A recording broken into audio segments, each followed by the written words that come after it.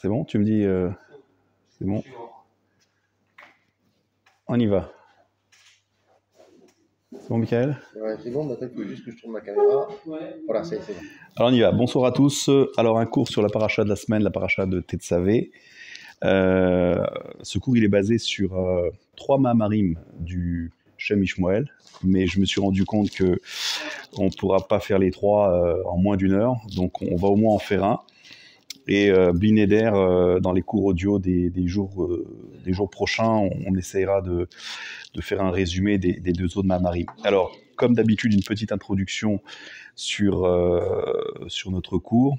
Alors déjà, au niveau de l'actualité, préciser que cette semaine, il y a 2 jours importants qui sont Purim Katan et Shushan Purim Katan. Donc, ça veut dire quand il y a 2 Hadar, et le premier Hadar, on fait quand même un petit Purim, comme son nom l'indique, Purim Katan. Et comme il y a 2 jours toujours, le mois d'Adar, le 14 et le 15, alors il y aura aussi Purim, Shushan Purim Katan. Donc ça sera vendredi et Shabbat. Alors Shabbat c'est important, ça sera en même temps Shabbat, la Gdusha du Shabbat, et en même temps il y aura ce fameux jour qui est Shushan Purim Katan. Alors on ne va pas rentrer dans l'importance de ces 2 jours-là. Sachez que d'un point de vue pratique, on ne fait pas Tachanoun durant ces 2 jours-là. Et en réalité, c'est des jours qui sont remplis d'enseignements et il y a des grands dévoilements qui se produisent, même si ça s'appelle Katan. Et voilà, j'en dirai pas plus, ça c'est l'actualité de la semaine. Maintenant, rentrons dans le vif du sujet, si on peut dire. Cette paracha de Tetzavé. Tetzavé, c'est la 20e paracha. Et en hébreu, donc, 20, ça se dit Esrim, et c'est rapporté que Esrim, c'est la gematria de Keter. Donc on va parler de Keter, ça va être le Keter qui veut dire bien sûr la couronne. Et pourquoi parler de Keter? Parce que si on devait résumer cette paracha de Tetzavé, on dirait que c'est le couronnement de Aaron à Cohen. Dans cette paracha, on va introniser Aaron en tant que Cohen Gadol, et donc on va le couronner. Donc c'est pour ça que c'est la 20e paracha, parce que c'est un couronnement, celui de Aaron à Cohen. Et il y a une réflexion que nous fait le Rachaim Akadosh. Il nous dit, pourtant, cette paracha ne commence pas avec Aaron, elle commence avec Moshe Rabbeinu, Ve'ata Tetzavé. Alors tout le monde sait que cette paracha elle est spéciale parce qu'elle ne contient pas le nom de Moshe, pourtant il est omniprésent, puisque on parle de lui lorsqu'on dit Ve'ata, et toi tu vas ordonner. Et il fait remarquer le Rachaim Akadosh que lorsque Dieu donne un ordre à Moshe de transmettre au Béné Israël, c'est généralement Tzav, ordonne au Béné Israël. Et là c'est Ve'ata Tetzavé, c'est-à-dire c'est toi qui vas ordonner, c'est pas moi. Une explication toute simple, qui est de dire, étant donné que Dieu veut ordonner que l'on apporte de l'huile pour la Ménorah, et la Ménorah, c'est la lumière du Mishkan, c'est l'éclairage, alors Dieu, il ne veut pas, pour pas qu'on pense qu'il a besoin d'éclairage, il ne veut pas ordonner de lui-même. Parce que si Dieu dit, je vous ordonne d'amener de l'huile pour allumer la Ménorah, ça veut dire sous-entendu, j'ai besoin de lumière, donc c'est moi qui vous ordonne. Non, comme je n'ai pas besoin de lumière, donc c'est déplacé de dire que c'est moi qui ordonne, c'est pour ça qu'il passe par Moshe, Ve'ata Tetzavé. Première explication. Deuxième explication de Rachaim Akadosh, c'est de dire non, puisqu'on va couronner Aaron dans cette paracha, puisqu'il va devenir Kohen Gadol, et cela à travers les vêtements de la Keuna, il va porter les 8 vêtements qui sont le Chavod ou le Tiferet de la Keuna, alors on va en profiter, dit le Rachaim Akadosh, pour couronner aussi Moshe, mais sur une autre Keter, le Keter de Malchut. Et donc on a le Keter de la Keuna pour Aaron dans cette paracha, et on a le Keter de Malchut pour Moshe Rabbeinu. C'est pour ça que c'est lui qui ordonne, parce que c'est le roi qui donne des ordres, Ve'ata Tetzavé. Ça c'est l'explication de Rachaim Akadosh. Et en fin de compte, quand on parle de Moshe, on parle de la Torah, puisque c'est lui qui a reçu la Torah, c'est lui qui nous l'a transmise, et donc par conséquent, il porte aussi ce qu'on appelle le Keter Torah. Et donc en d'autres termes, dans cette paracha qui s'appelle Tetzavé et qui est la 20e Kaf comme Keter, on va donc nous parler des 3 couronnes. La couronne de la Keuna, ça c'est Aaron. La couronne de la Malchut, ça c'est Moshe. Et la couronne de la Torah, c'est aussi Moshe. Et ce qui est intéressant, c'est que lorsqu'on dit Kaf, ça fait allusion à Kavod. Où on le voit que Kaf c'est Kavod. parce que ça commence par le Kaf, Kavod, c'est parce que dans le Hachré, c'est en ordre alphabétique, et lorsqu'on arrive à Kaf, Kavod Malchutra, etc. Donc on voit que Kaf, c'est Kavod, et qu'est-ce qu'il est dit à propos des vêtements de la Kihuna? Les Chavod ou le Tiferet. Donc on voit que c'est effectivement un sujet de Kavod, donc ça justifie encore cette 20e paracha, qui est la lettre Kav. Et alors justement, puisqu'on a parlé des 3 couronnes, eh ben c'est l'occasion de citer cette fameuse Mishnah du Pirkei Avot, qui va être notre point de départ un des Mahamarim qu'on va étudier du Shem Ishmoel. Tout le monde connaît cette Mishnah, c'est au chapitre 4 de Pirkei Avot, c'est la Mishnah 13. Là-bas, c'est marqué Shlosha Ktarim M. Il y a 3 Ktarim. Keter Torah, la couronne de la Torah, Keter Kehuna, la couronne de la prêtrise, et Keter Malchut. Mais, continue Rabbi Shimon, Ve Keter Shem Tov, et la couronne de la bonne renommée, Ola Al-Gabem, elle s'élève au-dessus des autres. Bien sûr, il y a la fameuse question, d'ailleurs c'est une question qui est posée par le Maharal de Prague, il dit comment ça se fait que la Mishnah elle nous dit il y a 3 couronnes, et puis il y en a une 4e qui est au-dessus des autres. Alors autant dire dès le départ, il y a 4 couronnes. Pourquoi tu me dis il y a 3 couronnes pour me dire il y en a une autre qui s'appelle Keter Shem Tov et qui est au-dessus des 3 autres? Ça, c'est une question qu'on va essayer de comprendre. Et alors, on va donner quelques commentaires justement de cette Mishnah, puisque on a bien vu dans l'introduction qu'à travers cette paracha de Tetzavé, on parlait des 3 couronnes. Donc forcément, ça fait allusion très nettement à cette Mishnah qu'on est en train de citer. Et après, vous allez voir comment on peut la mettre en rapport avec le Mishkan, qui est le sujet des parachiotes depuis la semaine dernière, et comment on va essayer de comprendre que signifie Keter Shem Tov, cette fameuse couronne qui s'élève au-dessus des 3 autres. Alors, quelques commentaires. Premier commentaire, c'est Rashi et Rabbi Ovadia Midbertinora, qui est les commentateurs les plus classiques sur la Mishnah. Lui dit, c'est quoi Keter Shem Tov? Keter Shem Tov, c'est Maasim Tovim. Ça veut dire qu'en fin de compte, quand on dit Keter Malchut, on a compris que c'est la royauté. Keter Kehuna, on a compris que c'est la prêtrise. Keter Torah, c'est le Limud Torah. Et les Maasim Tovim, les bonnes actions, comme on dit, eh ben, ça serait Keter Shem Tov. D'ailleurs, c'est intéressant, c'est rapporté, le Sfat Emet, il en parle, que lorsqu'on dit Maasim Tovim, c'est-à-dire des bonnes actions, il dit Tovim, ça rappelle ce qui est dit à propos de la lumière originelle, Vayach Elokim et Taor Ki Tov. Donc, dès qu'on parle de Tov ou Tovim, on parle de lumière. Donc, ça veut dire, quand on dit qu'on fait des Maasim Tovim, ça veut dire qu'on fait des actes qui éblouissent, qui irradient dans le monde entier. Et c'est ça ce qu'on appelle les Maasim Tovim. Et donc, quand on dit Keter Shem Tov, on retrouve Tov de Maasim Tovim. Et donc, quelque chose qui est clair. Et ça va au-dessus des 3 autres couronnes qu'on va essayer d'expliquer. Ça, c'est la première explication la plus simple. La deuxième explication, c'est celle que rapporte le Khatam Sofer.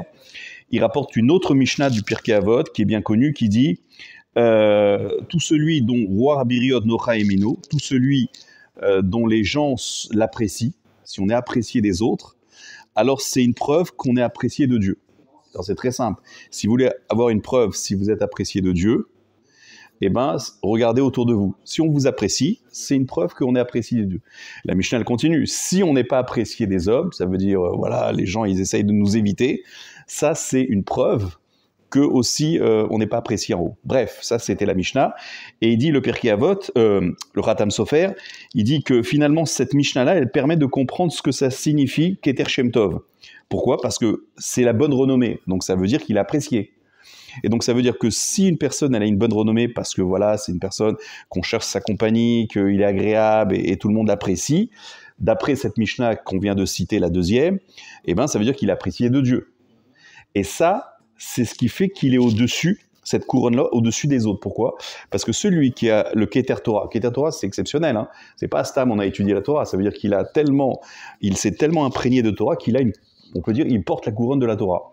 Keter Kehuna, comme par exemple le Kohen Gadol, ou Keter Malchut, comme le roi, eh bien, ceux-là ne sont pas assurés d'être appréciés de Dieu. Il n'y a aucune preuve. Peut-être un roi, quand bien même il essaye de faire des efforts, c'est pas dit qu'il soit apprécié de Dieu. Pareil pour un Kohen, même un Kohen Gadol. Et pareil pour un Talmid Racham. Mais celui qui a la bonne renommée, puisqu'il a apprécié des hommes, alors d'après la Mishnah, la deuxième, il est forcément apprécié de Dieu. Donc il a une assurance que n'ont pas forcément les autres. Ce qui fait dire que cette couronne de Shem Tov est supérieure aux 3 autres. Voilà une explication qui est celle du Khatam Sofer. Et puis on peut ramener aussi une explication du Rabbi. On a expliqué que finalement, cette notion de Masim Tovim, Tov, ça veut dire la lumière, Bayar Elohim et Kitov, et la lumière, ça éclaire, et c'est clair surtout pour les autres. Et donc c'est ça, ça veut dire que la particularité de celui qui porte le Keter Shem Tov, c'est qu'il agit pour les autres. Ça veut dire, on peut étudier dans sa propre chambre et ne pas penser aux autres. J'étudie pour moi, parce que voilà, parce que ça me plaît, parce que je veux m'attacher à Hachem, parce que je sais que la Torah c'est important. Pareil pour la Kiyuna, ça veut dire le Kohen Gadol, il peut faire sa avoda sans penser aux autres. Et pareil pour le roi. Le roi, il peut penser à son prestige, à son kavod, etc. Mais celui qui pense aux autres, il est au-dessus de tous. Et celui qui pense aux autres, c'est pas qu'il est détaché des autres.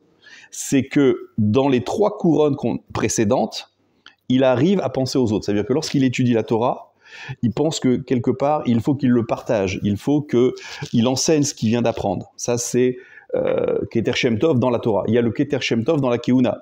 Le Kohen Gadol, le jour de Yom Kippour, lorsqu'il priait pour le peuple. Il priait d'abord pour sa famille, il priait pour le peuple. Et le fait toujours de penser aux autres et de faire en sorte qu'il y ait une paix qui règne dans le monde, parce qu'après tout, le Kohen, il provient de Aaron, qui était Oev Shalom et Rodef Shalom. Donc s'il a cette intention, cette kavana, toujours de penser aux autres, eh ben, il est aussi dans le Keter Shem Tov. Et pareil pour le Malchut, le roi, si finalement il pense plus aux autres, plus à son peuple qu'à lui-même, il est aussi dans le Keter Shem Tov. Donc Keter Shem Tov, c'est pas quelque chose qui est étranger aux 3 autres, c'est quelque chose qui fait que lorsqu'on la possède, ça veut dire lorsqu'on pense aux autres, on est capable de s'élever au-dessus des 3 autres qui sont peut-être plus égoïstes, si on peut dire. Ça, c'est une 3e explication. Et maintenant, on va entrer dans le vif du sujet du Mahamar, en tout cas, le premier Mahamar du Shem Ishmoel. Alors regardez bien ce que dit le Shem Ishmoel. Alors j'ai plus ou moins synthétisé le premier Mahamar. Les 2 suivants, je les ai plus ou moins marqués sur une copie.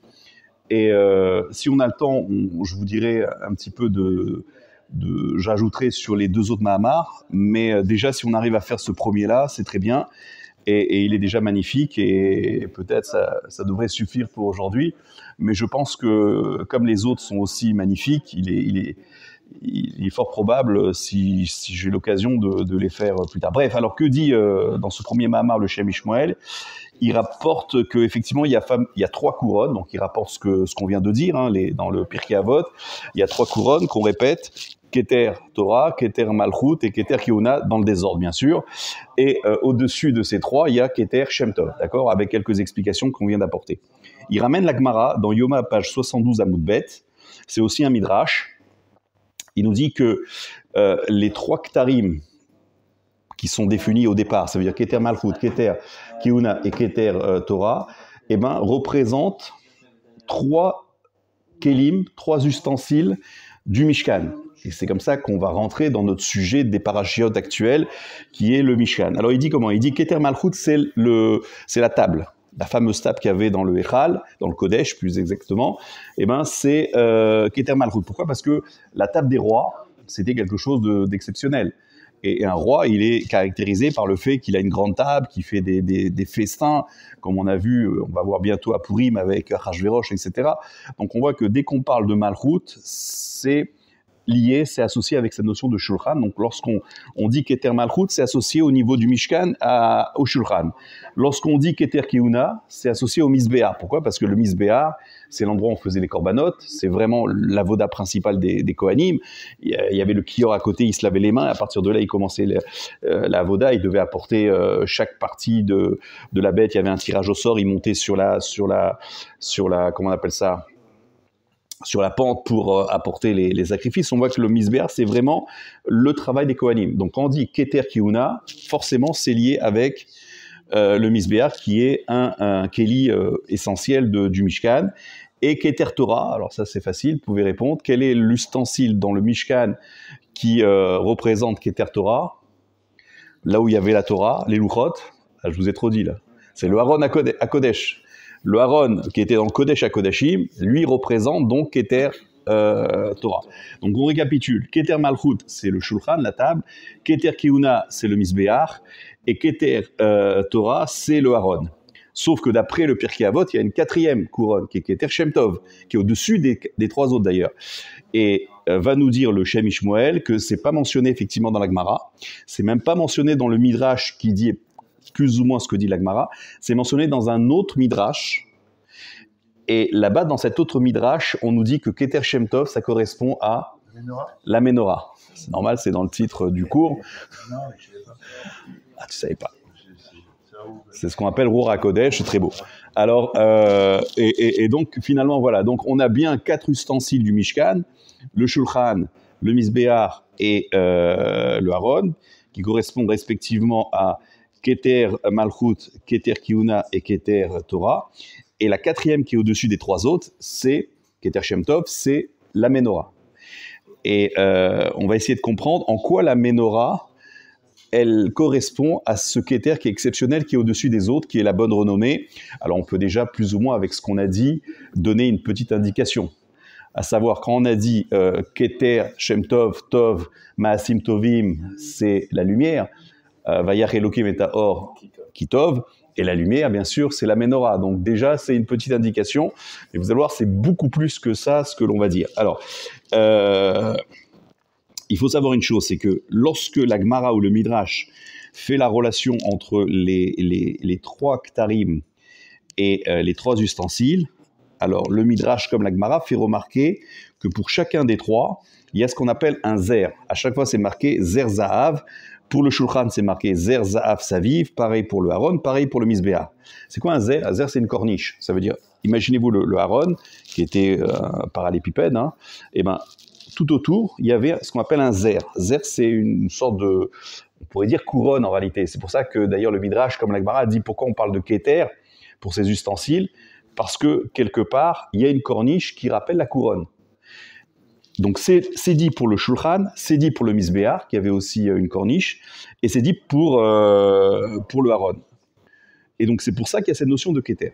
Maintenant, ce qui est intéressant, c'est qu'à propos de la Menorah, on la voit très bien, la Menorah, il n'y a pas de corniche, il n'y a pas de couronne autour. Pourtant, on appelle ça une Keter Shem Tov.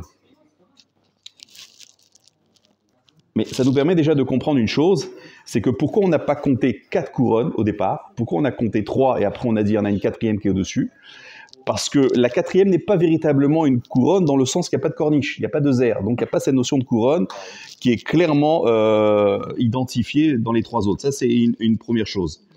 Et maintenant, il faut comprendre une chose, c'est que pourquoi on a besoin de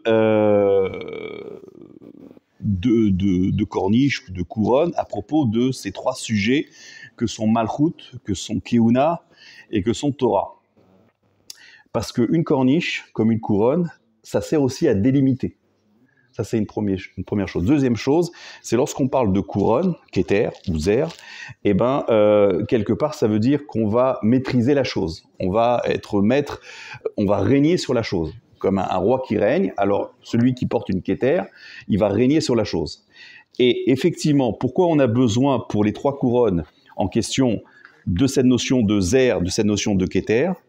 Parce qu'il n'est pas dit que la chose soit parfaite. Je m'explique. Lorsqu'on parle par exemple de Malchut, il se peut très bien que le roi, finalement, comme on a dit, il peut penser plus à lui qu'aux autres, et surtout, il peut s'enorgueillir. Il dit, moi je suis le roi, je suis au-dessus des autres, et il cherche la richesse, etc. Et c'est pour ça que dans les lois des rois, dans la paracha de Shoftim, on nous dit, il ne faut pas qu'il ait trop d'argent, il ne faut pas qu'il ait trop de femmes, il ne faut pas qu'il ait trop de chevaux. Pourquoi? Pour un petit peu cadrer, cerner son orgueil. Et c'est ça finalement. La notion de Keter, c'est pour dire, on a besoin pour la Malchut de délimiter la chose, qu'il règne, ça veut dire qu'il soit fort pour ne pas se laisser dépasser par son orgueil. Donc il faut qu'il mette une limite. Ça, c'est pour la Malchut. Pour la Keuna, c'est pareil. Pourquoi? Si vous voyez le Kohen Gadol avec ses habits magnifiques, les Chavod Oltiferet, comme c'est marqué, pour la gloire et la beauté, les 8 vêtements qu'il portait, il pourrait s'enorgueillir lui aussi, en disant, moi je suis le Kohen Gadol, regardez-moi comment je suis beau. Et là aussi, on a besoin de lui mettre une Keter, de lui mettre une corniche, de cerner, et qu'il règne aussi, qu'il règne sur son Yetzerara, qu'il règne sur sa Teva, sa nature, qui pourrait effectivement le pousser à être orgueilleux. Et c'est pareil pour la Torah. La Torah, effectivement, alors il donne 2 exemples, Shem Ishmael, il dit, on peut apprendre la Torah parce que voilà, je veux pouvoir contredire les autres avis. Ça, c'est pas du tout l'ishma. Aussi, je peux vouloir étudier la Torah pour montrer que j'en sais beaucoup et que je suis au-dessus, etc. D'ailleurs, il faut peut-être rappeler tout de suite ce que dit le Maharsha. Dans une Gemara, le Maharsha, il dit comme ça, il dit que la lettre dans l'alphabet qui représente le Limud Torah, c'est quelle lettre? C'est facile. C'est le Lamed, puisque Lamed, c'est Limud. Et il y a 4 lettres dans l'alphabet qui, lorsque je les écris Bémilouï, portent en elles un Lamed. Par exemple, Aleph. Dans Aleph, j'écris Aleph, Lamed, P. Il y a bien un Aleph dans... Il y a aussi Gimel. Gimel, ça se termine avec un Lamed. Il y a aussi Dalet. Dans Dalet, il y a aussi un Lamed. Et puis, bien sûr, Lamed. Quelle est la différence entre les 4 lettres? D'ailleurs, ça fait Agadel ou Agoudal. Et donc, ça forme un mot. Aleph, Gimel, Dalet, Lamed, ce sont les 4 lettres qui portent un Lamed dans l'intérieur, dans le Miloui. Quelle est la différence? Il dit les 3 premiers... c'est le Limud Torah qui n'est pas l'Ishma. Et le Lamed qui commence avec un Lamed, ça veut dire c'est l'étude pour l'étude, ça c'est l'Ishma. L'Ishma, ça veut dire désintéressé, et tout le reste c'est intéressé. Par exemple, le Aleph, le Lamed n'est pas en premier, il est en deuxième. Donc c'est intéressé. Et c'est quoi l'intéressement du Aleph? Aleph, c'est Aloufo. C'est le maître, c'est celui qui veut être le rabbi, être le plus grand, le maître sur tous. Donc celui-là qui étudie pour être au-dessus des autres, pour être un Aleph, pour être un maître, alors ça, c'est pas du tout l'Ishma. C'est pour ça que le Aleph, il existe, mais il est en deuxième position. Si on prend maintenant le Gimel, alors le Gimel, il est en dernière position. C'est encore pire. Alors pourquoi? Parce que le Gimel, c'est le pire. C'est l'orgueil. Ça veut dire j'étudie pour montrer aux autres que je suis au-dessus d'eux. Je cherche pas la parnassa d'être rabbin, d'être rabbi. Quand bien même c'est déjà une forme de l'olishma, parce que quelque part c'est le Aleph. Mais lui c'est pire, ça veut dire c'est même pas une question de parnassa, c'est une question d'être au-dessus des autres, vraiment l'orgueil. C'est pour ça que le Lamed il est complètement à la fin. Et Gimel ça veut dire, d'ailleurs c'est le Milouï le plus grand. Si vous prenez tous les lettres, le Milouï c'est maximum 3 lettres. Le Aleph c'est surtout pour sa parnassa. Mais en même temps, autant choisir parmi les métiers, le métier qui va le mettre au-dessus en tant que chef. Alors que le Gimel, c'est simplement, il a peut-être une parnassa, mais il veut apprendre pour montrer qu'il en sait plus que les autres. Alors attends, j'arrive au Dalet. Le Dalet, c'est quoi? Le Dalet, c'est celui qui n'a pas de ressources, qui n'a pas... Dal, et donc lui, effectivement... Ouais, lui, effectivement, il cherche pas à être un rabbin. Il veut simplement pouvoir donner quelques cours, même à des enfants, à un Melamed, pour avoir de quoi subvenir à ses besoins. Et puis, il y a le Lamed, qui commence par un Lamed, qui, lui, c'est Lamed, Limoud, c'est l'étude. Ça, c'est l'Ishma. Donc, voilà ce que nous dit... Encore une fois, le Aleph, c'est plus pour être un Aleph, un chef.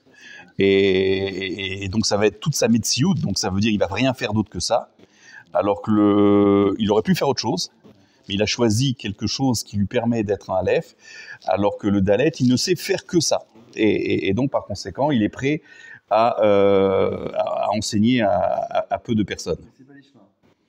Et c'est pas l'Ishma. C'est ça qui est intéressant. C'est peut-être les riches qui sont... Gemilut. Enfin, le Gimel. Oui. Le Gimel, c'est Gemilut Rassadi, mais le Dal, c'est le Dal. Donc, l'autre, c'est peut-être les gens qui veulent donner pour le Kavod, par exemple. Non? Qui étudient pour le... Gimel, c'est celui qui veut s'enorgueillir. Gimel, c'est aussi la première lettre de Gava. Oui. Donc voilà, c'est celui qui... C'est aussi qui est en position de donner aussi. Parce qu'il oui. Il est en position de donner, le Gimel. Mais je pense qu'il veut plus se donner à lui-même qu'aux autres. Ah oui. Alors, il y a une autre idée aussi. Il y a une autre idée aussi, c'est que lorsqu'on parle de Keter, on a dit, c'est le fait de régner. Et comme on a dit, Keter Malchut, le roi a besoin de régner sur lui-même, sur sa propre personne, parce qu'il peut s'enorgueillir. Keter Torah, c'est pareil. On peut étudier la Torah, comme on vient de le voir, pour des raisons qui sont loin d'être l'ishma. Et donc, il a besoin de régner sur sa teva, sur sa nature, sur son yetzerara, de manière à éviter de rentrer dans un gimel ou un dalet ou un aleph. Et pareil pour Keter Kihuna, comme on a vu avec les vêtements magnifiques, il pourrait s'enorgueillir. Et Pourquoi il y a cette notion de Keter? On explique aussi que c'est rapporté dans le Zohar que Meler, parce que qui dit Keter dit celui qui va régner. Donc Meler, c'est les premières lettres de Mohar, c'est-à-dire le cerveau. Lev, c'est la Med, et Kaf, c'est Kaved, le foie. Et vous savez, c'est du haut vers le bas. Et il y a un principe chassidique qui dit qu'un bon chassid, un bon juif, on va dire, eh ben, il doit être de telle manière que Mohar chalit à la lèvre, que l'esprit, il domine le cœur. Et c'est pas le cœur qui fait que il va donner raison à son esprit. Par exemple, si on est attiré par quelque chose, on va pas trouver des bonnes raisons pour faire la chose que son cœur désire faire. Il faut que ça soit d'abord réfléchi au niveau du cerveau. C'est bien, c'est pas bien, c'est accepté par le Shulchan Aruch, etc.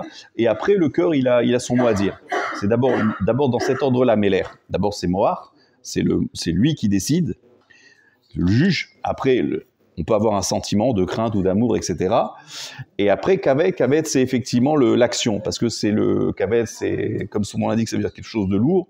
C'est là où il y a le sang qui est traité, donc ça représente vraiment la partie la plus matérielle. Et donc, une fois qu'effectivement, on a bien pensé la chose et on l'a bien vécu au sens des sentiments, alors effectivement, on peut la réaliser. Ça, c'est le Kaved. Et lorsqu'on agit dans ce sens-là, Mohar, Lev et Kaved, alors effectivement, on est Meler sur soi-même. Si on inverse les choses, on n'est plus Meler. Donc, quand on nous dit que Keter Kehuna, Keter Malchut et Keter Torah, c'est pour dire que dans ces trois dimensions, on a besoin d'avoir un Keter qui vient cerner, qui vient maîtriser, et donc qui fait qu'on règne là-dessus, qu'on devient roi sur ces trois aspects pour éviter justement des débordements qu'on vient d'expliquer. Une fois qu'on a expliqué ça, alors on peut comprendre peut-être que signifie Keter Shem Tov. C'est quoi Keter Shem Tov? Surtout qu'on a dit que c'était Maasim Tovim. Et là, il pose une deuxième question, le Shem Ishmael, il dit « Mais je comprends pas, Maasim Tovim, mais la Torah, quand on dit Keter Torah, c'est déjà Maasim Tovim. » C'est évident que lorsqu'on dit celui qui porte la couronne de la Torah, c'est pas qu'il étudie seulement. Il étudie, mais il aussi pratique. Il accomplit les mitzvot. D'ailleurs, il étudie pour savoir comment accomplir. Donc forcément, il fait des Maasim Tovim.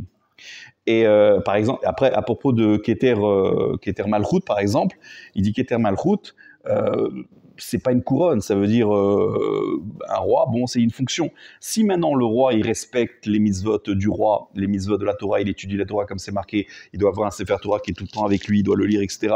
Alors à ce moment-là, il porte aussi la couronne de la Torah, puisqu'il étudie la Torah. Et s'il fait des Maasim Tovim, il porte aussi, enfin pas des Maasim Tovim, s'il fait, donc bref, il a aussi Keter Torah, puisqu'il va étudier et accomplir le mitzvah. Pareil pour le Kohen. Il dit Kohen, il n'y a aucune raison de parler de Keter Kehuna. Après tout, c'est une fonction. Dans quel cas on va parler de Keter? Si le Kohen, il accomplit les mitzvot de la prêtrise, s'il étudie la Torah, alors il va porter aussi la couronne de la Torah. Donc en fin de compte, la couronne de la Torah, c'est elle qui est au-dessus de tout, parce qu'on pourrait toujours tout rapporter au Keter Torah. Donc comment ça se fait que une qui est au-dessus des autres, ça serait Keter Shem Tov, qui serait, d'après les commentateurs, Maasim Tovim, et Maasim Tovim, ça rentre dans le cadre de la Torah aussi. Donc on aurait dû dire que celle qui est au-dessus de toutes, c'est Keter Torah. Donc il dit, en quoi c'est une couronne qui, d'un côté, porte en elle l'idée de Maasim Tovim, mais en même temps, elle est au-dessus des trois autres. Et bien avec tout ce qu'on vient de dire, on peut le comprendre. Pourquoi? Parce que dans les trois autres, comme on a expliqué, il peut avoir un mélange de bien et de mal. Je peux étudier avec une intention qui n'est pas l'ishma. Je peux faire la avoda de la Kehuna, même si je suis Kohen Gadol, mais un petit peu avec fierté, avec orgueil, parce que voilà, je suis magnifique par rapport aux autres. Et pareil pour Malchut, à plus forte raison. Le Malchut, il a tendance justement à être orgueilleux. Donc il peut avoir dans chacune de ces trois sujets un mélange de bien et de mal. Quand bien même il va étudier la Torah, on va lui dire tu as la Keter Torah, il n'y a pas de problème. Mais ta Torah, elle est pas forcément l'Ishma. Tu fais la Kehuna, tu fais exactement comme doit faire le Kohen, voire le Kohen Gadol. Tu as le Keter Kehuna, mais comme tu as des pensées qui sont un peu malsaines, parce que tu penses à ta fierté, à ta beauté, etc. Donc c'est pas top non plus. Et pareil pour Keter Malchut. Qu'est-ce que c'est Keter Shem Tov? C'est Maasim Tovim. Mais c'est Maasim Tovim pur. L'Ishma, ça veut dire l'étude de la Torah, elle est l'Ishma. La Voda de la Kehuna, elle est l'Ishma. le roi, il ne pense qu'au bien de son peuple. Il ne pense que à faire la volonté, comme c'est marqué, Sumtasim Alechameler, tu placeras un roi sur toi, c'est rapporté que le roi il doit s'annuler devant Dieu, avoir la crainte de Dieu, comme l'avait David Améler, et le peuple la crainte du roi. Et donc, puisque le peuple a la crainte du roi et le roi a la crainte de Dieu, c'est comme ça que le peuple accède à la crainte de Dieu. Donc il doit se sentir annulé devant Dieu et être un intermédiaire entre le peuple et Dieu. S'il agit comme ça, il est lishma. Mais s'il a d'autres pensées, il pense à sa metsiout, à sa fierté, son orgueil, c'est sûr qu'il est dans le lo lishma. Et le maasim tovim, que ça soit Torah, Keuna et Malchut, lorsque c'est pur, lishma, alors ça, c'est ce qu'on appelle Keter Shem Tov. Et ça, forcément, c'est quelque chose qui n'est pas attaché aux trois autres dans le sens que c'est pas une couronne parmi les trois autres, c'est pour ça qu'elle est pas comptée, on ne parle que de trois, mais en même temps, elle s'appelle couronne parce que quelque part, elle va élever ces trois autres du moment que ça devient l'ishma, et c'est pour ça qu'on dit qu'elle est au-dessus des autres. Mais non. On peut avoir un Keter Shem Tov sans avoir les trois autres, non? Oui, ça veut dire si tu as la bonne renommée. Pas seulement la bonne renommée, c'est-à-dire, enfin, moi je considère que le but d'un juif, Oui, à part d'étudier la Torah, d'accord, c'est en fait, c'est Vafta et Rachakamocha. oui, c'est ça, c'est des Eretz, etc. Et en fait, quand tu étudies la Torah, le but, c'est que la Torah que tu étudies t'amène à ça. Oui, Tiens, pour moi, le but suprême, d'accord, à travers non seulement l'étude de la Torah, c'est d'arriver à en fait, à aimer son prochain. bah, aimer son prochain, c'est une mitzvah, c'est même un klal gadol. Tu peux aimer ton prochain sans forcément être un talmid racham. Mais est-ce que pour autant tu auras un keter, Shem Tov? C'est-à-dire tu peux avoir un Shem Tov, tu peux avoir une bonne renommée, parce que tu apprécies les autres, parce que tu aimes les autres, parce que... Mais l'étude de la Torah, t'en fais un minimum, les mitzvot, tu fais quand tu veux, quand tu peux. Ah non, si tu fais comme ça, non. Quand on parle de keter Shem Tov, c'est autre chose. Ça veut dire dans les trois sujets précédents, on arrive à faire en sorte que ça soit l'ishma. C'est une autre définition. Ça veut dire, ce qu'on a dit précédemment, que l'ishma, c'est la bonne renommée, c'est le fait d'être apprécié, et c'est pour ça qu'il est assuré d'être apprécié de Dieu, donc chose que les autres Il y a n'ont des pas. gens qui sont appréciés parce qu'ils sont sympathiques, Oui, mais s'ils n'ont pas de Torah, ça sert à rien. alors ils ont un Shem Tov, d'ailleurs on dit bien Tov Shem Ishemen Tov, ça veut dire il est préférable un bon nom qu'une bonne huile. C'est intéressant parce que l'huile, ça revient sur la paracha. Mais en réalité, il n'a pas le Keter Shem Tov. Pour avoir le Keter Shem Tov, qui est au-dessus des trois autres, ça veut dire qu'il faut avoir les trois autres. Alors c'est vrai que les trois autres, aujourd'hui, on n'a pas de Keuna, parce que même s'il y a des Kohanim, il n'y a pas de Avoda de Kohen, mis à part la Birkat Kohanim, Malchut encore moins. Mais comme on a dit, la Keuna comme Malchut, eh ben, en réalité, c'est inclus dans Keter Torah. Parce que dans quel cas on va dire que... Et donc on n'a que Torah, mais Torah inclut d'une certaine manière les deux autres. Et lorsque notre Torah, elle est l'Ishma, alors effectivement, c'est plus que Keter Torah, c'est Keter Shem Tov, qui est au-dessus de ces trois autres. Et justement, je voudrais faire une petite déviation avec ce que dit la paracha. Tout au début, c'est marqué « Veikru elecha » ils prendront pour toi, dit Dieu, toi c'est Moshe Rabbeinu, Shemen, Zaït, Zar, Katit, Lamaor, les Halod Nertamid. Donc ils prendront de l'huile d'olive pure, Katit concassé, Lamaor pour le luminaire, pour la Halod Nertamid, pour faire monter le Nertamid, ça veut dire le Ner Amaravi, ça veut dire la Menorah, etc. Il y a un commentaire très très intéressant du Rahim Akadosh, et c'est l'occasion de le dire maintenant. Il dit comme ça, il rapporte qu'il y a eu 4 galouillottes, 4 exils dans notre histoire. On l'a dit 10 milliards de fois, Bavel, Paras, Yavan et Édom, c'est la nôtre. Et il rapporte le Zohar Hadash qui dit qu'on a été délivré de la galoute de Bavel grâce à Abraham, premier patriarche. On a été délivré de la galoute de Paras ou Madaï grâce à Yitzhak. On a été délivré de la galoute de Yavan grâce à Yaakov. Et par quel mérite on va être délivré de notre galoute? Par Moshe. Et il dit Moshe, c'est la Torah. D'ailleurs, la Torah porte son nom, Torah de Moshe. Et comme Moshe, il est intimement lié avec la Torah, c'est uniquement par le mérite de l'étude de la Torah qu'on sera sauvé. Et il dit pourquoi notre galoute, elle dure aussi longtemps par rapport aux précédentes? C'est parce que tant qu'on n'a pas acquis ce mérite de la Torah qui est nécessaire pour donner l'envie, c'est comme ça, pour donner l'envie à Moshe Rabbeinu de venir nous délivrer. Parce que d'après une DA, Moshe Rabbeinu, c'est lui Mashiach. Donc Mashiach, il dit, moi je suis Torah. S'ils n'ont pas Torah, je ne viens pas les délivrer. Ça ne m'intéresse pas. Donc ayez d'abord le mérite de la Torah, après je viendrai. Et malheureusement, en 2000 ans, on a eu du mal à l'obtenir. Peut-être aujourd'hui on l'a, on espère. Et c'est à ce moment-là qu'on va donner l'envie à Moshe Rabbeinu de venir nous délivrer. Mais non, nous on pense que peut-être c'est étudier un petit peu la Torah ou écouter un cours. Non, il dit Shemen, Zaïd, Zar, Katit, Lamaor, Léalot, Moshe, il veut ça. Puisque Dieu lui dit Veikro Elecha, ils prendront pour toi, pour que tu puisses les délivrer, toutes ces caractéristiques. Shemen, Zaïd, Zar, Katit, Lamaor, Léalot, Nertami. Ça veut dire quoi?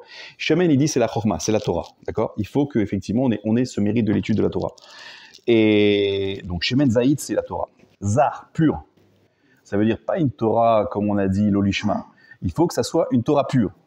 Moshe, il veut qu'on ait un limoud pur. Mais c'est pas suffisant. Il faut que ça soit katit. Katit, ça veut dire concassé. Ça veut dire, comme dit la Torah c'est marqué, elle dit Zot Torah ta Adam, non, Zot Torah Awel, Adam qui amoud, non, Zot Torah ta Adam, non, Zot Torah Awel, Adam qui amoud Bawel, un truc comme ça. Bref, c'est marqué, ça c'est la Torah. Hein? Non, c'est la Rukat. Ouais. Tu devrais savoir, t'aurais dû me reprendre. Oui, mais c'est quoi le pasouk? Zeuzot Torah Awel, je sais plus. En tout cas, Adam qui amoud Bawel. Voilà, c'est quoi la Torah? C'est un homme qui meurt dans la tente. Sous-entendu, il y a un cadavre dans une tente, dans une maison. Tout ce qui est à l'intérieur, c'est impur. Bref, ça, c'est le pshat. Mais au sens figuré, dit la Gemara, ça veut dire que c'est quoi la Torah? Zot Torah, Adam qui amoud Bawel. C'est quoi la Torah? C'est un homme qui est prêt à se tuer dans l'attente de la Torah. Ça veut dire pas simplement on étudie avec facilité, et même si c'est l'ishma, c'est plus. Il faut que ce soit l'ishma, et il faut qu'on mette toute notre énergie jusqu'à mourir, entre guillemets. Et c'est ça qu'attend Moshe Rabbeinu. Et ça continue. Les Maor, la Maor. C'est quoi la Maor? Le luminaire. Ça veut dire qu'il faut qu'on ait cette kavana en plus de cela, lorsqu'on étudie l'ishma en donnant toute notre énergie, que tout ça, c'est pour réveiller la miséricorde divine, pour qu'il délivre aussi sa Shekhinah. Parce que sa Shekhinah, à Kadosh Baruch Hu, elle est aussi en galoute, comme nous. Donc il faut avoir cette kavana que grâce à mon étude de la Torah, qui est Zar, qui est Katit, donc qui est pur, l'Ishma, et qui est avec énergie, toute énergie, et bien tout ça, c'est pour délivrer la Shekhinah. En d'autres termes, apporter la Géoula. Pensez à Mashiach. Et à ce moment-là, les Alon Nertamid, il dit Nertamid, c'est à Kadosh Baruch Hu, pour monter, pour dévoiler Dieu dans le monde entier. Voilà tout ce qu'il faut avoir dans la tête lorsqu'on étudie la Torah, et c'est ça que Moshe il attend pour venir nous délivrer. Donc voilà un petit peu, et donc c'est pour cela, c'est dans un autre Mahamar, je vous le dis très rapidement, que les trois patriarches, c'est les trois Ktarim qu'on a dit, Malchut, Keuna et Torah, et la Menorah, qui est Keter Shem Tov, ça serait Moshe Rabbeinu, parce que, et comme ça on comprend que c'est vers lui qu'il fallait amener le Shemen, etc. Bref, ça on verra plus tard, mais je reprends mon cours. Donc finalement, aussi bien Keter... Hein? Zot Torah, Adam qui Yamud Bawel, c'était ça. Il n'y avait pas d'autres mots entre Torah. Exactement. La menorah, c'était en un seul bloc, et toi, t'as tout un bloc. Ouais, exactement. Mais il fallait que ça soit Zav Tahor. Tahor, c'est la notion de pureté. Donc c'est pour ça qu'Eter Shem Tov, c'est faire les trois couronnes, principalement la Torah qui inclut le reste, mais de manière lishma. Et tous les autres, on a besoin de régner sur notre teva pour empêcher que ça déborde. Mais il n'y a pas de zer pour la menorah, parce que la menorah, justement, c'est le keter par excellence. Celle qui est lishma, celle qui est pure, et celle qui est justement complètement désintéressée, au point que la personne n'a pas d'autre existence que celle de Dieu. Et ça, c'est la troisième question qui va être posée. Comment on peut arriver à ce niveau? Il y a un téléphone non, qui sonne? Non. Comment on peut arriver à ce niveau que notre Torah, et donc Keter Torah, Keter Kiuna, Keter Malchut, soit l'Ishma? Ça veut dire soit du Keter Shem Tov pour être au-dessus. Ça veut dire vraiment, il dit, il faut qu'on s'annule, qu'on soit battel au niveau de la Mahashava, au niveau du Ratson, et que tout ce que l'on pense, tout ce que l'on imagine, tout ce que l'on désire, ça soit pour Hachem. Alors vous allez me dire, c'est difficile. Mais pourtant, c'est ce qui permet justement d'arriver à cette dimension de l'Ishma qui est le Keter Shem Tov. Dès qu'on commence à mettre notre grain de sel et dire oui, bon, mais malgré tout, c'est difficile, ou on commence un petit peu à freiner l'élan que l'on peut avoir dans le limoud ou autre chose, lorsqu'on met un petit peu de notre personnalité dans la chose, donc on dit j'existe et par conséquent j'ai un poids dans tout ce que je fais, dans tout ce que je pense, ça c'est déjà plus l'Ishma. L'Ishma, ça veut dire que je m'efface. Et un petit peu, c'est Moshe Rabbeinu, pour revenir un petit peu à ce qu'on disait. Moshe Rabbeinu, il était prêt à s'effacer. D'ailleurs, c'est pour ça qu'il est effacé dans la paracha de Tetzavé. Parce qu'il est dans cette dimension de l'Ishma total. D'ailleurs, dans l'Ishma, il y a Moshe. Pour Moshe. Donc, il est dans cette dimension d'annulation totale devant Dieu. Et pourquoi, maintenant, on peut se poser la question, pourquoi ça représente la Ménorah ? Pourquoi, dans les 4 ustensiles qu'on a dit du Mishkan, donc on a compris que Shulchan, c'est Keter Malchut, parce que la table des rois, Kehuna, c'est bien sûr le Misbéar, et Torah, c'est le Aaron. Pourquoi le Keter Shem Tov, c'est la Ménorah ? Et là, il va dire quelque chose de remarquable. Il dit parce que l'huile qui permet d'allumer la Ménorah, c'est le symbole de la Chokhma, de la sagesse, comme on a dit la Torah. Et vous savez que le Chokhma, c'est une contraction de Koharma. Kohar, c'est la force, et Ma, la force de quoi ? Ça veut dire c'est le potentiel de l'interrogation. Lorsque on a un flash sur la compréhension de quelque chose, sans qu'il y ait de développement, un point, c'est pour ça que ça représente le Yud aussi dans les 4 lettres du nom de Dieu, et ben c'est cette force qui s'est mise en application, qui est le Ma, c'est quelque chose qu'on ne peut pas définir, c'est un point. Et justement, Moshe Rabbeinu, lorsque on a murmuré contre lui, il a dit « Venachnouma ». Ça veut dire qu'est-ce que l'on est ? Ça veut dire on est ma, ça veut dire on n'est rien, on ne sait même pas définir ce que l'on est. Alors que David Ameller, il a dit Vanitolahad, je suis un ver de terre. Vélo Ish, et qu'est-ce qu'il a dit à Abraham Avinu ? Il a dit à Far VFR, je suis. Donc, même s'ils ont montré qu'ils étaient très anav, Abraham et David, ils ont montré qu'ils étaient quelque chose. La terre et la cendre, ça peut servir. Un ver de terre, c'est un être vivant. Mais lui, Moshe Rabbeinu, il a dit ma. Je sais pas. Ça, on nous dit c'est la nava la plus grande. C'est pour ça qu'on dit c'était le plus anav de toute la terre, des hommes. Et donc, lui, Moshe Rabbeinu, il a ce ma c'est Chokhma, et Chokhma c'est Shemen c'est la Ménorah. Déjà, ça permet un petit peu de comprendre la continuité. Mais il dit quelque chose de remarquable, il dit que l'huile d'olive, comme c'est précisé Shemen Zaïd, il dit l'olive, elle a cette particularité de séparer, alors c'est une expression un peu du Zohar, de séparer l'obscurité de la lumière et l'amertume de la douceur. Ça veut dire quoi ? Ça veut dire que l'olive, il nous dit, c'est amer. Lorsque vous cueillez une olive, il faut savoir que c'est amer. Peut-être aujourd'hui, quand ça arrive dans notre bocal, c'est peut-être pas amer, mais à l'origine, c'est très amer, l'olive. Et en plus de ça, c'est marqué dans la Gemara que lorsque on mange beaucoup d'olives, eh ben, on peut perdre un enseignement de 70 ans. Ça veut dire que c'est pas bon du tout pour la mémoire de manger des olives. Mais lorsqu'on va concasser l'olive, qu'est-ce qui va se passer ? On va sortir l'huile. Et l'huile n'est plus amère. Et non seulement n'est pas quelque chose de négatif, mais ça va permettre d'allumer, d'apporter de la lumière. Et plus que ça, on nous dit que l'huile, c'est bon pour la mémoire. On peut retrouver un enseignement de 70 ans grâce à l'huile d'olive. Donc, mettre de l'huile d'olive dans nos aliments, c'est bon pour la mémoire. Manger des olives, c'est pas bon. Donc, qu'est-ce que ça a fait, le fait de concasser ? Ça a fait passer d'une situation négative, l'amertume, et quelque chose qui n'est pas bon pour la mémoire, à quelque chose qui est positif, Tov, la lumière, puisque ça permet d'éclairer, et en plus quelque chose qui est bon pour la mémoire. Donc il y a eu un passage, comme dit le Zohar, de l'obscurité à la lumière et de l'amertume à la douceur. Ça par le fait de concasser. Et vous savez que lorsqu'on demandait dans la Torah, dans le premier pasouk, de prendre zar, ça veut dire qu'il ne faut pas qu'il y ait de dépôt.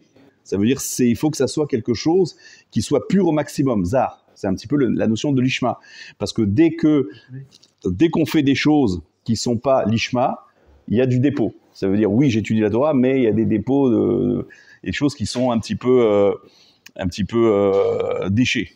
Il ne faut pas qu'il y ait du déchet aussi bien dans la Torah, dans la Keuna, dans la Malchut. Mais la Ménorah, elle a le symbole de cette notion de Shemen Zach, qui fait que quelque part, elle va symboliser le l'ishma, donc le Keter Shem Tov. Mais et regardez bien, le Keter Shem Tov, c'est le fait que on a pris la Torah, qui au départ n'est pas l'ishma, parce que comme disent nos sages, c'est pas grave si on ne fait pas les mitzvot de manière lishma, si on n'étudie pas de manière lishma, parce que mitor lo lishma, yavo lishma. Donc qu'est-ce que fait le Keter Shem Tov? Il arrive, en tout cas celui qui veut la porter, ce Keter Shem Tov, alors qu'il sait très bien qu'il a une nature à montrer qu'il existe et à être orgueilleux et vouloir montrer aux autres, etc. Donc il doit mettre une couronne, un zer, donc il doit mettre cette fameuse corniche autour de lui. Et lorsqu'il arrive à s'annuler, ça veut dire ne plus penser qu'il est important et qu'il doit mettre son grain de sel, etc. Il arrive à s'annuler. À ce moment-là, qu'est-ce qu'il a fait? Il a fait une sorte de ketisha. Il a fait une sorte de pas concaténation. Il a concassé. Il s'est concassé. Concassé, non, pas concaténaire. Concasser l'olive qui permet de sortir d'une situation négative, ça veut dire quelque chose qui est pas bon pour la mémoire et qui est amer, à quelque chose qui est bon puisque ça permet d'allumer et quelque chose qui est bon pour la mémoire. Ce passage-là, grâce au fait de concasser, c'est le même passage qu'un juif il peut faire lorsque il s'annule complètement. Et lorsqu'il s'annule complètement, il arrive à rentrer dans le lishma. Et à ce moment-là, il mérite le Keter Shem Tov. Et c'est pour ça qu'on a compris que le Keter Shem Tov est lié avec la Ménorah. Parce que c'est cette Ménorah qui symbolise cette notion de Shemen Zait Katit. Le fait qu'on a réussi à enlever tous les dépôts, à enlever tout ce qui était mélange de bien et de mal. On a enlevé le mal, on a gardé que le bien. En fait, c'est un tri. En fait, on a fait un tri dans la Ménorah par cette huile qui est pure. On arrive à faire un tri et ne prendre que le bien. Et ce tri-là, on l'obtient aussi lorsqu'on s'annule complètement. Et c'est pour ça que le Keter Shem Tov, qui est le fait qu'on a trié et tout ce qui pourrait déborder au-delà de ce Keter, si on peut dire, est mis de côté. On arrive à ce lishma et on mérite ce Keter Shem Tov. Et c'est pour ça que Keter Shem Tov correspond dans les ustensiles justement à la Ménorah, alors que les autres ont besoin de ce zer, ont besoin de cette corniche, pourquoi? Parce qu'il y a encore du mélange entre le bien et le mal, donc on a besoin de cerner tout ça. Voilà, je pense que j'arrive à la fin. Il me reste peut-être 6 minutes, peut-être vous faire un petit résumé du Shem Mishmoel numéro 2. Bah oui.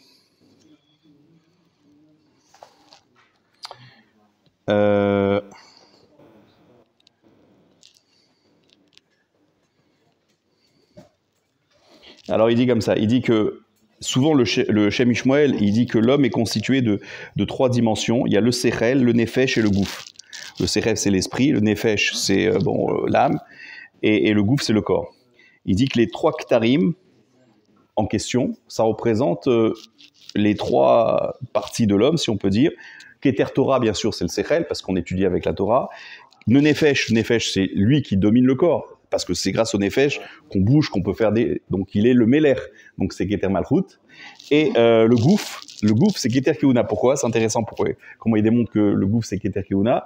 Il dit parce que on voit que c'est héréditaire. Un Kohen, son fils va être Kohen. Donc on voit bien que c'est dans les gènes, donc c'est bien dans le corps. Et plus que ça, on voit que si un Kohen, il a un défaut, il peut pas. Donc on voit bien que c'est très lié au corps, la notion de Kiuna. Donc ça représenterait, Keter Kiuna, ça représenterait bien le corps.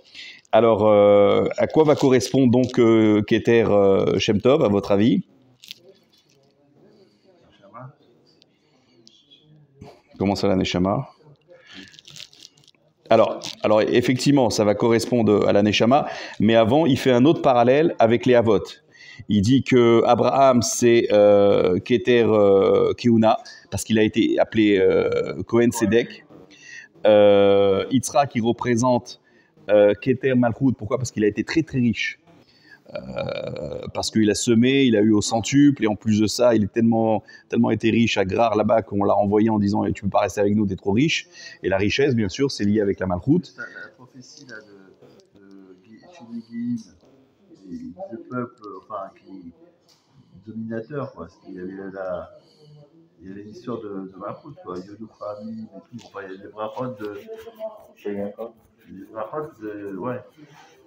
Esav de Yaakov qui vont avoir des grands peuples aussi.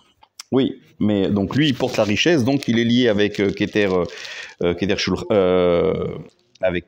Malchut.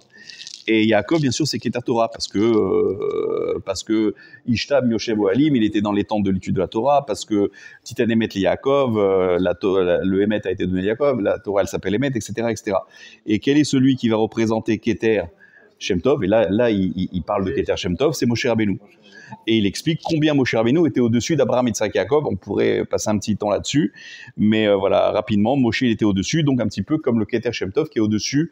D'ailleurs, quand sa mère l'a vu, qu'est-ce qu'elle a dit? Elle a dit... Sa mère, quand il est né, ouais. il y a une lumière qui est rentrée. Exactement. Voilà. Exactement. Ouais. Elle a dit qu'il était Tov. Et Tov, c'est or, c'est pareil. Mais c'est la lumière, mais c'est surtout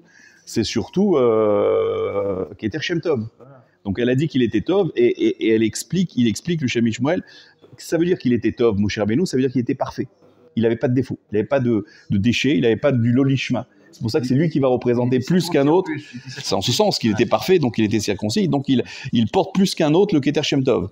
Et il explique où on voit que c'est lié avec l'annulation, comme on a dit précédemment, celui qui arrive à s'annuler, à être battel devant Hachem, c'est comme ça qu'effectivement, il n'y a plus de déchets en lui, et donc il peut véritablement s'élever au-dessus des autres, et donc avoir ce Keter Shem Tov.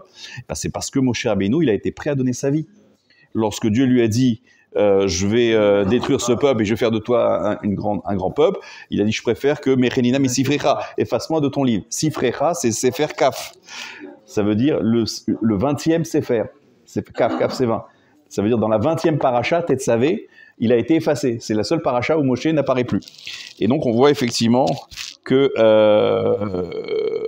Moshe Rabbeinu, il représente le personnage de Keter Shem Tov, et au niveau effectivement du Sechel, Nefesh et Gouf, c'est effectivement la notion de Neshama qui est encore au-dessus du Sechel. Bon.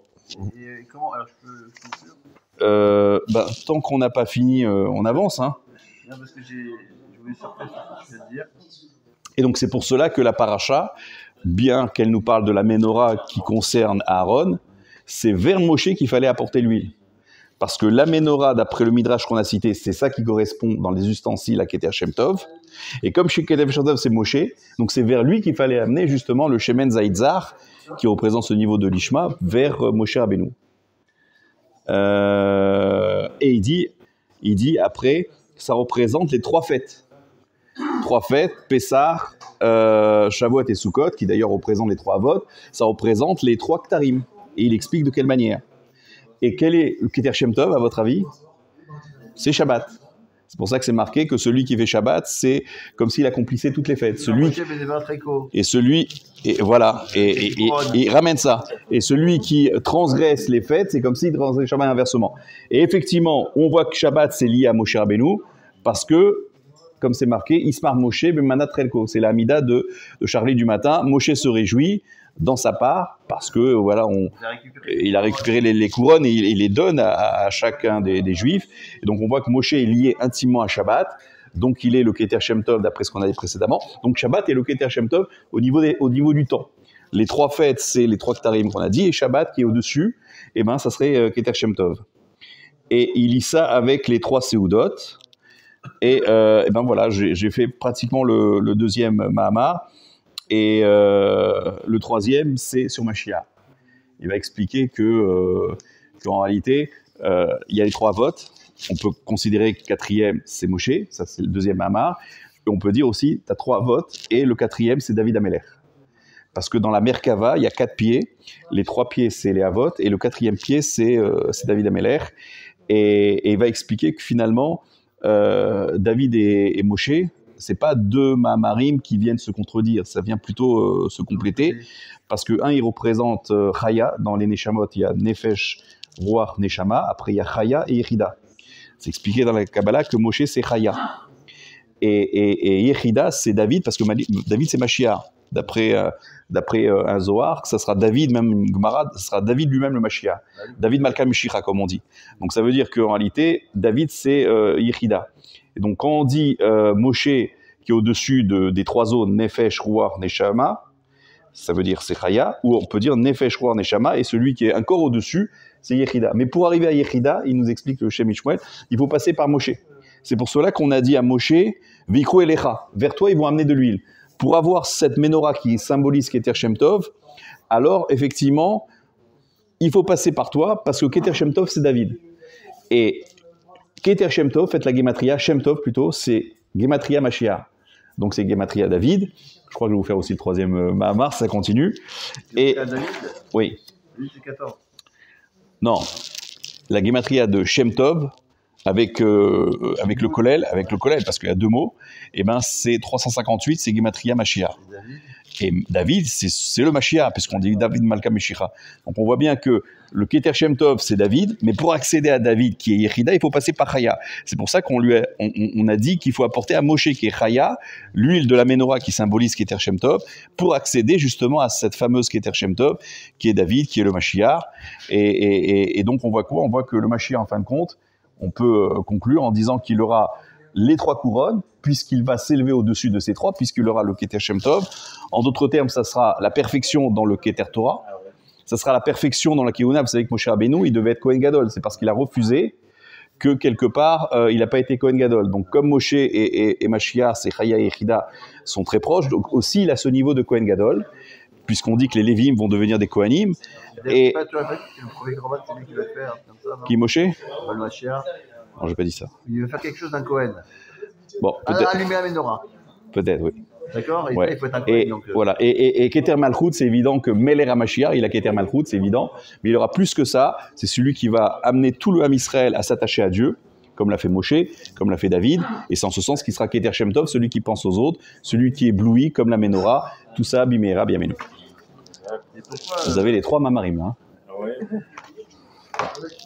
grand-mère, il fallait absolument que ce soit Moshe Rabbeinu, puisque